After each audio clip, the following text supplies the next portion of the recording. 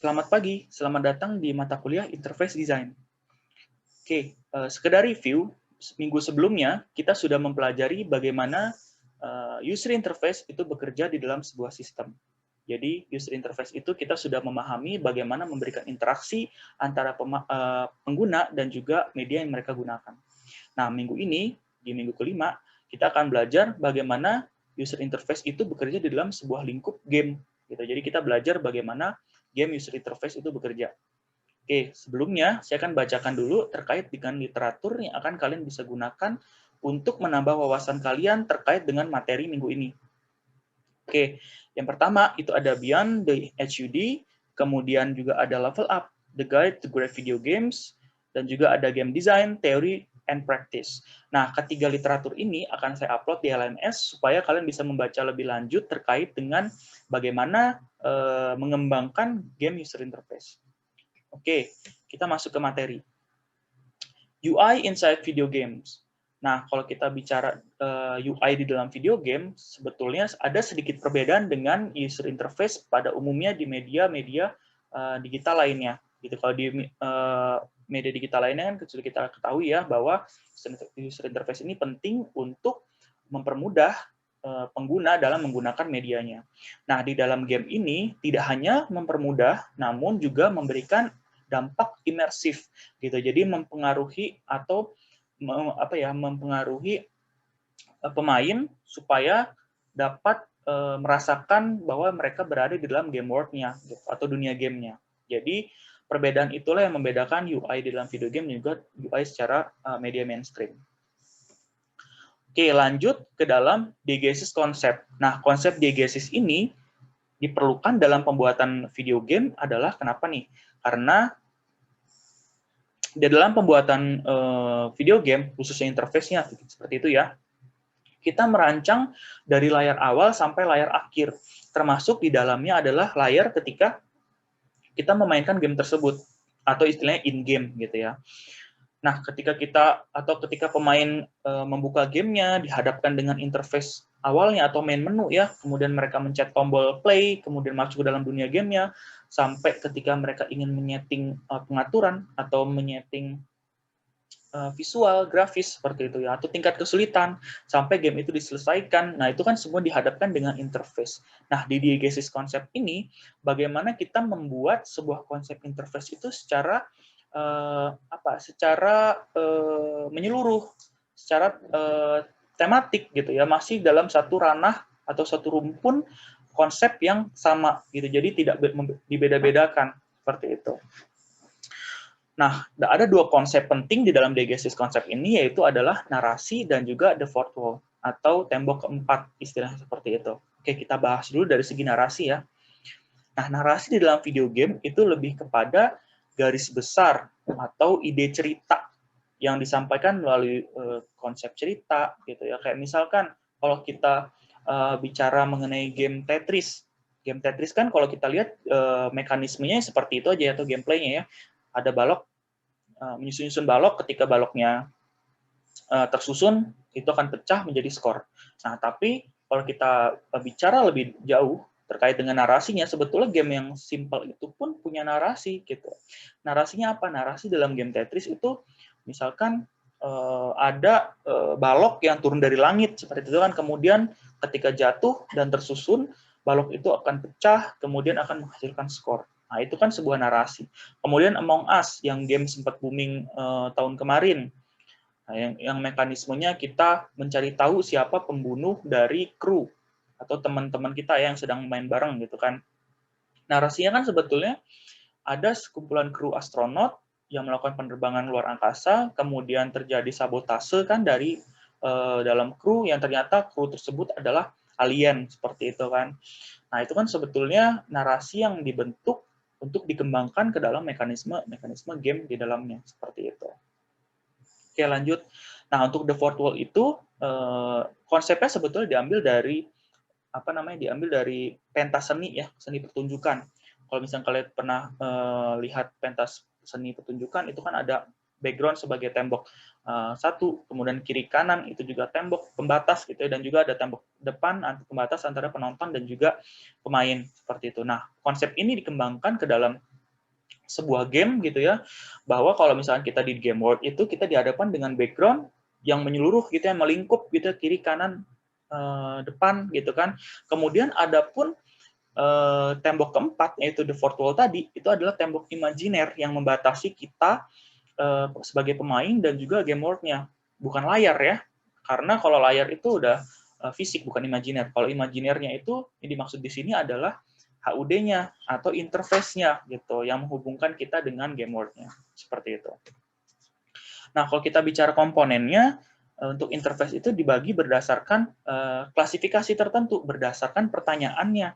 Apakah komponen tersebut berpengaruh atau berdampak pada cerita, atau apakah komponen tersebut berdampak pada game world-nya? Jadi dua pertanyaan ini akan menghasilkan 4 klasifikasi yang berbeda. Oke, kita lihat ya. Pertama ada non-diegetic. Non-diegetic ini kalau kita lihat game world dan juga narasi itu tidak berpengaruh di sini gitu. Kemudian ada spasial. Kalau spasial itu game world-nya berpengaruh tapi narasinya tidak. Kemudian ada meta. Kalau meta ini game story-nya atau narasinya berpengaruh, kemudian game space-nya atau game world-nya tidak. Dan juga ada diegetic. Kalau diegetic keduanya berpengaruh gitu ya. Oke, kita lihat. Kalau kita bicara diegetic yang tadi ya, yang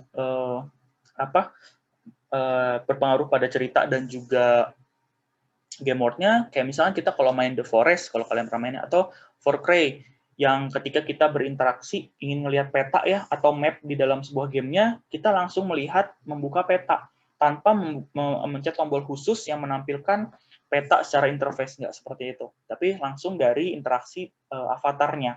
Ada juga kompas, misalkan ngeluarin kompas, pengen tahu penunjuk arah gitu kan, atau walkie-talkie ketika kalian ingin berkomunikasi dengan pemain ketika multiplayer. Nah, seperti itu untuk diegetic interface. Selanjutnya ada non-diegetic. Kalau tadi diegetic itu berpengaruh dengan cerita dan juga game world-nya, kalau misalnya di non-diegetic, dia tidak. Jadi di luar daripada narasi dan juga game world-nya. Kayak misalkan game balapan. Ada game balapan yang menggunakan diegetic, ada juga enggak. Kalau diegetic biasanya ditampilkan dari dashboard-nya langsung. Kita berada di dalam mobil seperti itu kan. Tapi kalau misalkan tidak, itu biasanya di luar. Kita hanya ditampilkan mobilnya utuh, kemudian speedometer, bensin, dan lain sebagainya itu ditampilkan di luar daripada di dalam mobilnya tadi. Seperti jadi di luar daripada narasi dan juga game world-nya. Ada juga yang meta interface. Gitu. Meta interface ini lebih kepada komponen yang diekspresikan dengan bagian dari narasi. Jadi dia masuk dalam cerita. Kayak misalkan cerita dari tembak-tembakan. Kalau main Counter-Strike ya, bagaimana kita tahu bahwa musuh kita sudah tertembak atau kita berhasil melakukan aksi tembakan, yaitu tadi interface itu ditampilkan dengan adanya senjatanya getar, atau misalkan senjatanya menghasilkan peluru yang mental, atau menghasilkan asap, atau misalkan yang tertembak tadi itu mengeluarkan darah dan lain sebagainya. Itu kan sebagai feedback dari action yang kita lakukan. Nah, itu disebut dengan meta. Gitu. Tidak terpengaruh dengan game world-nya, tapi terpengaruh dengan narasinya untuk menampilkan cerita yang sebenarnya. Seperti itu. Spatial interface. Nah, kalau spatial interface, ini kebalikan dari meta tadi. Kalau di spasial, dia mendukung dari game world-nya, tapi tidak terpengaruh dengan narasi. Gitu. Kalau misalkan narasinya, ada sebuah karakter yang bisa melakukan sebuah jurus-jurus, itu kan narasinya. Tapi kalau misalnya kita bicara dengan interface-nya, kita tidak bisa mengangkat dari narasinya, kita angkat dari game world-nya. Gitu. Kita bisa menggunakan visual yang membantu kita untuk mengarahkan jurus. Kalau misalnya contohnya di game Warcraft ya, atau misalkan di game Dota 2 atau di game Mobile Legends seperti itu. Itu kan biasanya ketika kita ingin melakukan jurus, kita akan dibantu dengan adanya visual circle visual gitu ya, yang meng-highlight area-area tertentu untuk membantu kita mengeluarkan jurus-jurus tersebut. Nah, itulah kira-kira keempat interface yang berdasarkan konsep dari diegesis tadi. Ada spasial, ada meta, ada diegetic, dan juga ada non-diegetic. Dari empat perbedaan ini, kalian saya rasa sudah paham bagaimana kedepannya nanti untuk merancang interface, khususnya untuk game. Gitu. Nah, kalau tadi kan kita contohnya game-game yang 3D, tapi bagaimana nih dengan game yang 2 dimensi? Apakah juga bisa menerapkan diegesis teori? Tentu saja bisa, karena diegesis teori ini terkait dengan keseluruhan game, tanpa memandang platform 2 dimensi ataupun 3 dimensi. Atau bahkan game-game virtual pun juga bisa gitu diterapkan di gaseous theory gitu. Seperti apa contohnya? Misalkan Angry Bird. Ketika kalian ingin melempar burungnya gitu kan ya, burung Angry Bird-nya lempar ke arah balok-balok atau ke arah musuhnya, itu biasanya ada visual yang membantu kita untuk mengarahkannya. Biasa ditampilkan dengan tanda panah, kemudian juga ada titik-titik ya yang mengarahkan curve-nya gitu ya, lengkungannya. Selanjutnya ketika itu disebut spasial kalau misalkan kita baca tadi dengan konsepnya kan atau teorinya. Tapi kalau misalkan ketika si burung tadi itu menabrak balok-balok, kemudian ada musuhnya kemudian ada terlempar atau pecah, nah itu kan masuknya ke dalam diegesis atau bisa juga ke dalam meta yang menampilkan feedback tertentu seperti itu.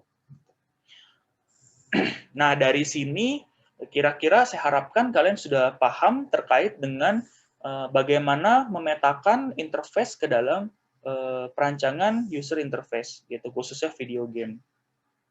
Oke, sebelumnya jika ada pertanyaan dipersilahkan bertanya terkait dengan materi minggu ini, gitu ya. Tapi kalau misalkan tidak ada pertanyaan langsung, kalian bisa melakukan pertanyaan menggunakan fitur forum pada LMS yang sudah kita gunakan, gitu. Jadi kalian bisa membuat topik tertentu yang membahas tentang materi minggu ini. Oke, dari saya materi minggu ini sampai di sini. Semoga materinya bermanfaat untuk kalian dalam merancang dan juga mengembangkan ilmu terkait dengan user interface video game. Kalau gitu, saya pamit undur diri. Selamat pagi, sampai jumpa di minggu depan.